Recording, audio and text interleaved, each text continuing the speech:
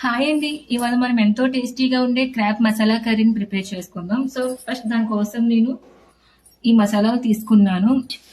అల్లం, ఎల్లుల్లిపాయలు, జీలకర్ర, ధనియాలు, లవంగాలు, జాపత్రి, యాలకులు, దాల్చిన చెక్క, ఒక స్టార్ ఫ్లవర్, ఇంకా చిన్న మరటి మొగ్గ.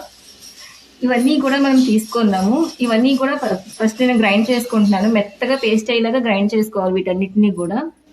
నేను 2 కేజీలు క్రాబ్స్ తీసుకున్నానండి. ఇవన్నీ కూడా మనం బాగా క్లీన్ చేసి పెట్టుకోవాలి. సాల్ట్ను టర్మరిక్ పౌడర్ వేసుకొని క్లీన్ చేసి పెట్టుకున్న క్రాబ్స్ ఇవి. ఇప్పుడు ప్రాసెస్ స్టార్ట్ చేద్దామండి. సో ఫస్ట్ దానికోసం నేను ఒక ప్యాన్ పెట్టుకున్నాను. ఈ ప్యాన్లోని మనం ఆయిల్ వేసుకోవాలి.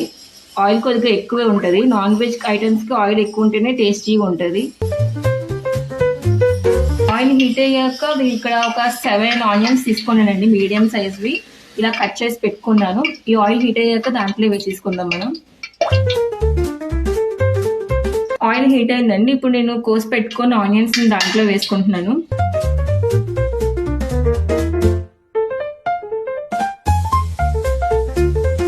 ఆనియన్స్ వేసుకున్నాక 1 స్పూన్ మనం సాల్ట్ వేసుకుందాం.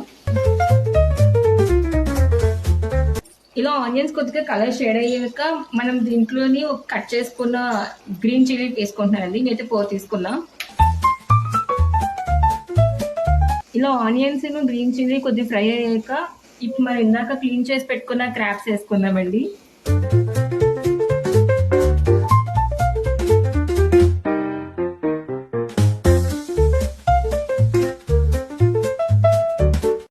క్రాబ్స్ వేసుకున్నాక మళ్ళీ ఇంకో స్పూన్ సాల్ట్ వేసుకుందాం మనం, అదే కల్లుప్పు.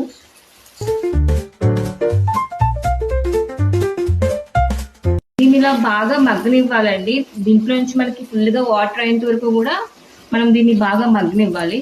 క్రాబ్స్ వేసాక కొంచెం సేపటికి ఇలా మనకి వాటర్ వస్తుందండి. సో మనం ఈ వాటర్ అంతా కూడా అయ్యేంత వరకు ఇలాగే మగ్గనివ్వాలి బాగా.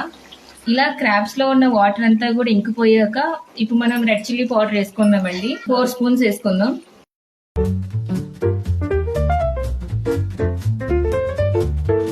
ఇలా 4 స్పూన్స్ వేసుకున్నాక ఒకసారి కలుపుకుందాం. కారం వేసుకున్నాక ఒక 2 మినిట్స్ మనం బాగా సాట్ చేసుకోవాలండి. ఆ తర్వాత మనం వాటర్ వేసుకుందాం.